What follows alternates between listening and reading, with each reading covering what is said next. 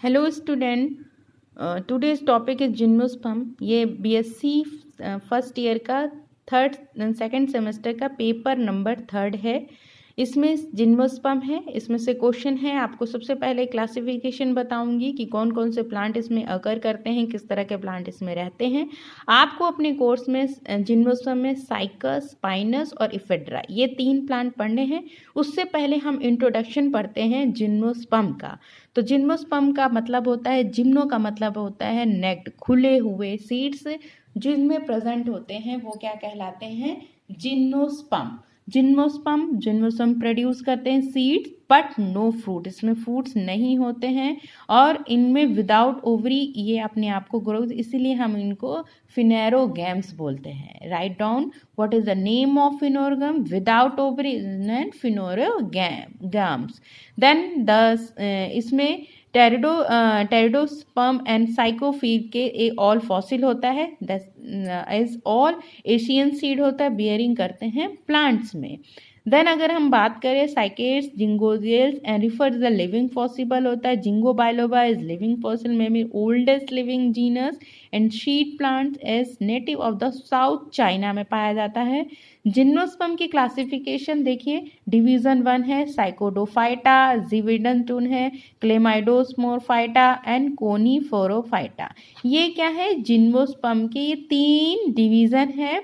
पहला division living gymnosperm are generally grouped under 4 orders में होते हैं। पहला Cycadales, जिंगोलेल्स, कॉर्निफेरेल्स and gnetales.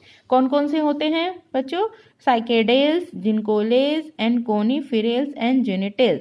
Gymnosperm are originated and paleozoic era से ये आया था।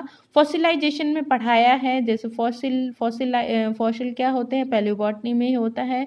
प्रिजर्वेशन सबसे पहला आपका जो इरा है सिनोजोइक इरा है, देन उसके बाद थर्ड जो इरा आता है वो पहले वहाँ पे ये जिम्नोस्पर्म ग्रोथ किया था। जुरासिक एंड क्रिटेशियस पीरियड में भी ये पाए गए थे। एरोकेरिया नेटिव साउथ अमेरिका में भी ये होते हैं, जिनको हम मंकी पजल भी कहते हैं। जब वो वहाँ पे फाउंड आउट हुए थे जिम्नोस्पर्म, वहाँ के जिम्नोस्पर्म के जितने भी प्लांट थे उनको हम मंकी पजल कहते हैं। यू हैव टू अंडरलाइन या write down your copy also. Jamia phygomia is the smallest gymnosperm. Write down, very important. That is the compulsory question in MCQ. Smallest gymnosperm, Jamia phygomia. Jamia phygomia is smallest gymnosperm and tallest is gymnosperm, father of forest, Sequoia gigantea. Sequoia gigantea. You have to learn 5 times. Smallest is Jamia phygomia and tallest is Sequoia gigantea. This is the write down. Jamia phygomia smallest and tallest Sequoia gigantea. And ये the red wood tree, इसकी जितनी भी लकड़ियां होती हैं वो सब कैसी होती हैं? लाल रेड कलर की होती हैं। All gymnosperm are perennials. All gymnosperm are perennial. तो सबसे पहले अगर एमसीक्यू के क्वेश्चन की बात करें तो वो कहाँ पे सबसे पहले पाया गया? सबसे ज़्यादा पैलियोजोइक ईरा में। और कौन कौन से ईरा में? जुरासिक एरिया में, क्रिस्टेशियस पीरियड्स में भी ये हो। उसके बाद हम वहाँ पे साउथ अमेरिका में एरोकेरिया नाम का जो प्लांट पाया जाता है, जिनमें उसको हम मंकी पजल कहते हैं। सबसे स्मॉलेस्ट जो जिम्नोस्पर्म है उसको जैमिया फैगमिया कहते हैं और टॉलेस्ट को हम सिकोया जिगिनिएटिया कहते हैं, जिसको हम रेड वुड भी ट्री भी कहते हैं। इसको राइट डाउन कर लीजिए और अच्छे से लिख लीजिए उसको। देन उसके बाद most of the living gymnosperm होते हैं वो कैसे होते हैं? एवरग्रीन होते हैं, स्पर्म होते हैं, सर्प्स होते हैं और सो जीरोफिटिक कैरेक्टर्स को अपने को शो करते हैं। देन उसके बाद प्लांट बॉडी क्या होती है? स्पोरोफिटिक होती है, डिफरेंशिएट होती है रूट, स्टेम एंड लीव्स में। जितनी भी स्पोरोफिटिक प्लांट बॉडी होंगी वो डिफरेंशिएट होंगी रूट, स्टेम एंड लीव्स में। ठीक है, अब आप लोग समझ गए होंगे कि क्या है स्मॉलेस्ट, कहाँ है, कब, कहाँ पे डिवीजन किस तरह से स्टार्ट हुआ, कौन से ईरा में आया, ये आप अच्छी तरह से इसको आप राइट डाउन कर लीजिए नोटबुक में। The in cycas ageotropic coralloid roots and the first important things. सबसे पहले मैंने आपको डिस्कस किया था कि अगर हम जिम्नोस्पर्म में कोलोराइड रूट की बात करते हैं तो कोलोराइड रूट का मतलब क्या होता है ये जानिए। यहाँ पे लिखा हुआ है साइकस एग्रोटोमिक कोलोराइड रूट्स का मतलब ये होता है, जैसे जब जिम्नोस्पर्म का कोई भी सीड ग्रो करता है तो सीड जब ग्रो करता है तो ऊपर की तरफ प्लूम्यूल होता है और नीचे की तरफ रूट ही होता है। वो रूट टैप रूट कहलाती है। जब वो रूट टैप रूट ग्रो करती जाती है तो वो एडवेंटिशियस रूट बनती जाती है। टैप रूट और एडवेंटिशियस रूट दोनों डैमेज हो जाती हैं, एक लैटरल स्ट्रक्चर कंज्यूम करती हैं। उस लैटरल कंज्यूम से जो रूट्स बियरिंग होती है उसको हम कोलोराइड रूट कहते हैं। Very important. और इसमें एक खास बात ये होती है, जितने भी इस जिम्नोस्पर्म में साइकस है में कोलोराइड रूट जो बियरिंग करते हैं, वेरी इंपॉर्टेंट, ये नाइट्रोजन फिक्सेशन का काम करते हैं। नाइट्रोजन फिक्सेशन का काम करते हैं और आपको पता है, और इसमें फंगस बियरिंग होता है, एल्गी भी प्रेजेंट होता है। नाइट्रोजन फिक्सेशन में बैक्टीरिया पाए जाते हैं जो एजेटोबैक्टर, राइजोबियम नाम का बैक्टीरिया होता है, आपको पता है, जो कि नाइट्रोजन फिक्सेशन में वर्क करता है। ये कोलोराइड रूट में ही बिलोंग करते हैं, उसी में ये रहते हैं। देखिए यहाँ पे लिखा है, in coralloid roots blue green algae that means anabaena occurs in endophytic and pinus ectophytic mycorrhiza occurs but in araucaria is the mycorrhiza in endotrophic. समझ गए कोलोराइड रूट क्या होता है? Tap root plus adventitious root जब bearing दोनों damage होने लगती हैं तो लैटरल स्ट्रक्चर बनाती हैं। उस लैटरल स्ट्रक्चर से रूट्स बियरिंग होती है, उसको ही हम क्या बोलते हैं? कोलोराइड रूट बोलते हैं। अब क्या है? In taxodium distichum pneumatophores are found stem. Very important. अगर हम जिम्नोस्पर्म में बात करते हैं, एग्जाम्पल लेते हैं zamia. Zamia is smallest. Jamia is smallest gymnosperm. Stem is aerial, erect, woody but tuberous in Jamia. Leaf scales are found in stem. Stem is professionally branched but usually unbranched in cycadales. In Gingopinus, branching is dimorphic. Here, long roots bear the drop shoot in the axil of the scaly leaves. Leaves are dimorphic, green, simple, needle shaped. You have to practical also needle pinus needle का आपने किया, वो कैसे होते हैं? needle shaped के होते हैं, pineate होते हैं, compound होते हैं, foliose। very important, foliose leaves किसे बोलते हैं और scaly leaves किसे बोलते हैं? foliose leaves और scaly I have already told you in your class। Folios leaves का मतलब वो होता है, ये ग्रीन होते हैं, फोटोसिंथेटिक करते हैं, ठीक है। और स्केली क्या होते हैं? जब लीव्स छोटे छोटे होते हैं वो आगे ग्रो करते जाते हैं तो वो एक स्केली मोटे मोटे एक स्केली लीव स्टेम में बनाते जाते हैं। और वो स्केली लीव्स क्या करते हैं? प्रोटेक्शन का काम करते हैं प्लांट में। और डेसिडियस का मतलब मेल और फीमेल प्लांट अलग अलग होता है, ठीक है। Xylem contains only tracheids and xylem parenchyma vessels are absent होते हैं। Gymnosperm excitin genitum and ephedra and वेलिशियम में ये इसमें नहीं प्रेजेंट होते हैं, ये अलग को छोड़ के। उसके बाद Phylloium is made of sub cells and aluminous cell. Companion cells are present in gymnosperm. Tracheids and annular spinal scleriform thickening, whereas boarded pits and present in vessels.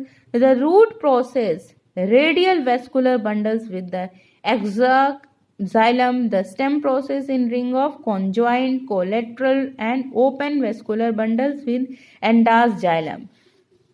The wood gymnosperm is two types, monozylic and phycnose. What is the monozylic? The wood is soft and porous due to the excess of parenchyma. The wood is comparatively no importance of cycle. जैसे ये wood होते हैं, soft होते हैं, पोरसिस due the access parenchyma को below करते हैं, बहुत ही क्या कहते हैं, वुडी नहीं होते हैं, हल्के से होते हैं। जो एग्जाम्पल इसका साइकस की वुड होगा देखी हो जाएगी तो हार्ड होते हैं, नीचे से खोखले टाइप के होते हैं, वो मोनोजाइलिक होते हैं। फाइक्नोसिलिक फाइनोजाइलिक में क्या सा होता है, ये कॉम्पैक्ट होते हैं, हार्डर होते हैं, कमर्शियल इंपॉर्टेंट, जैसे पाइनस की वुड होती है। Secondary vascular elementary may be the two types, monozylic and polyzylic. Have the persons cambium wood form will be the one ring, जिसको हम pinus बोलते हैं. ये क्या होते हैं? Polyzylic having the different cambium rings resulting in the distinct constricting rings of xylem and phloem in wood. Example क्या है? Cycas. ठीक है. साइकस की कैसी होती है? लेटरली हार्ड वुडिंग नहीं होती, सॉफ्ट होते हैं. और पाइनस की कैसे होती है? वो हार्ड वुडेड होते हैं. उसको फाइक्नोजाइलिक वुड कहलाती है और वो मोनोजाइलिक कहलाती है. ठीक है. मोनोजाइलिक इन साइकस और फाइक्नोजाइलिक इन Pinus. Monoxylics having the person cambium, the wood form will be one ring. Example is pinus. Very important, you have to write monoxylic root, cambium. ये सब इम्पॉर्टेंट है, आप अपनी कॉपी में राइट डाउन कर लीजिएगा. लीव्स हैव सनकन स्टोमेटा, यानी कि इनके जितने भी स्टोमेटा होते हैं मिडरिप से ऊपर पाए जाते हैं, जिनको हम सनकन स्टोमेटा कहते हैं. लीव्स में क्या प्रेजेंट होते हैं? Sunken stomata. और ये क्या होते हैं? Haplocheilic in cycas, pinus and ephedra and gnetum में ये होते हैं. जैसे यहाँ पे देखिए, leaf traces are two types. Leaf traces का मतलब होता है लीव्स में पैचेस पाए जाते हैं जहाँ पे लाइट से वो अपने को प्रेजेंट करके वो ग्रोथ करता है, वो लीफ ट्रेसेस कहलाता है.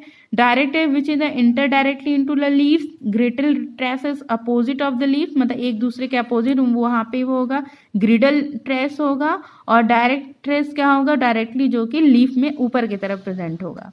Pinus some resin canals are found in regularly distributed cortex.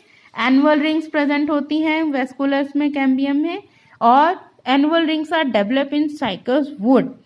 सबसे पहले अगर देखा होगा आपने, सेक्शन कटिंग करी थी साइकस की लीफ की, उसको हम लीफलेट क्यों कहते हैं? क्योंकि cycas revoluta, you have to in your course, cycas revoluta revolute करता है, एक कर्व लाइक स्ट्रक्चर बनाता है, अंदर से मुड़ा. आपने सेक्शन कटिंग भी देखा, आपने उसको बनाया, और उस सेक्शन कटिंग को करने पर जो शेप्ड आता है, जो आपने देखा उसको सेक्शन कर, उसको हम ओमेगा शेप्ड भी कहते हैं. तो अगर एमसीक्यू में आता है which plant is belong to in leaves omega shape, तो ये आप क्या लिखेंगे? Cycas revoluta. ये इंपॉर्टेंट है, इसको नोट कर लीजिएगा. देन अब उसके बाद से the rachis or the petiole. Rachis का मतलब ये होता है कि जहां से लीफ लगी होती है, बीच में एक जो लाइन जाती है लीव्स के, उसको हम क्या बोलते हैं? मिडरिप बोलते हैं. और जहां से लीफ लगी होती है, जिस पॉइंट से लगी, वो रैकिस कहलाता है. जहां से पिटियोल लगा होता है, वो कैसा होता है? डाइप्लाइलोजाइलिक होता है. और बोथ कैंटिफंगल और सेंट्रीफिलेट जाइलम को प्रेजेंट करता है. Foliage leaves of Pinus are needle like होता है. इंपॉर्टेंट लाइन अंडरलाइन कर लीजिएगा, लिख लीजिएगा आप अपने उसमें.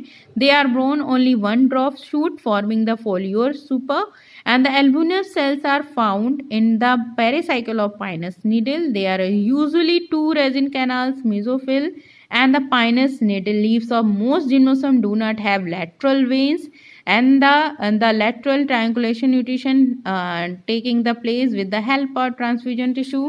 The cycas transfusion tissue present two sides of midrib in direction of wings. Pinus needle transfusion from the trachate cell close of xylem. Gymnosperm of the heterosporous, mega and microsporangia, mega and microsporophyll. पता ही है आपको, male and female. Mail को हम micro बोलते हैं, female को हम mega बोलते हैं. ये कंपाउंड्स कोन बेयरिंग करता है, फीमेल कोन बेयरिंग नहीं करता है जिम्नोस्पर्म में. साइकस रिवोल्यूटा का आपको डायग्राम बताया था. Then cycas in microsporophylls bear the sori, microsporangia. Pinus ephedras male flower, वो कोन बेयरिंग करता है. Number of pairs of density are range in bract and lobes being the sterile. Develop from microsporangium, जिसको हम eusporangiate भी बोलते हैं, किसमें? Ephedra plants में. साइकस एंड मेल प्लांट से सेपरेट, जिसे हम डाइसियस बोलते हैं. हाइवर पाइनस मोनोसियस बोलते हैं, क्योंकि वो एक ही में पाए जाते हैं. फिर से बता रही हूँ, मेल कोन बेयरिंग करता है, फीमेल कोन बेयरिंग नहीं करता है. क्यों? क्योंकि वो कॉम्पैक्ट शेप बनाता है, इस वजह से वो कोन बेयरिंग करता है. वो कंजर्ट नहीं बना पाता फीमेल प्लांट, इसलिए वो एक गोल शेप में हो जाता है, वो कोन बेयरिंग नहीं करता है. और ये देखिए यहाँ पे ये इतने टर्म्स खत्म हुए हैं. अब आते हैं most species of ephedra dioecious. इसमें भी अधिकतर के इफेड्रा के जो डाइसियस होते हैं, मेल और फीमेल अलग अलग होते हैं. The megasporophyll cycles loosely arranged in there in female cone, no female cone formation बनाते हैं किसमें, cycles में.